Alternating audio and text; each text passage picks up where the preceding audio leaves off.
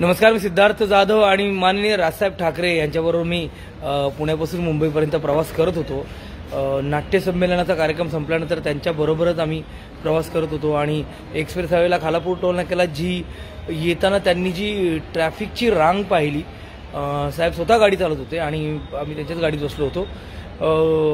साहेबांची पोलिसांची व्हॅन असते, त्यांना रस्ता करून दिला होता, पण साहेब थांबले, स्वतः थांबले, त्यांनी गाडी थांबवली आणि आम्हाला काही कळायच्यात अचानकपणे ते उतरले आणि त्यांनी तिथल्या कर्मचाऱ्यांना त्या क्षणी राजसाहेबांच्या भाषेत समजावलं की आत्ताच्या त्या सगळ्या गाड्या सोडा, कारण त्या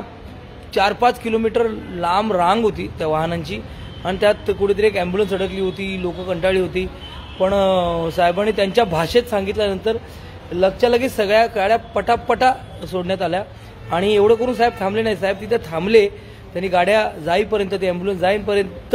साहेब तिथेच होते आणि निघताना मग साहेबांनी सांगितलं की एकही गाडी थांबली नाही पाहिजे आणि पुढेही त्यांच्यावर प्रवास करताना वाशी टोल नाका असेल ते प्रत्येक टोल नाक्यावर थांबून जिथे जिथे ट्रॅफिक अडले, जिथे जिथे टोल नाक्यावर रांगा लागल्या, त्यांनी उतरून खडसावून सांगितलं आणि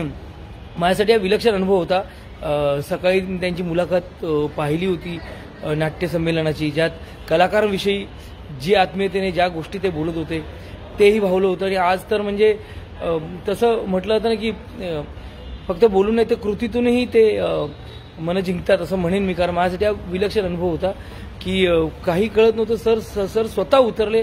रस्त्यावर उतरणारा, म्हणजे आपण म्हणतो ना की सिनेमात हिरो असतात पण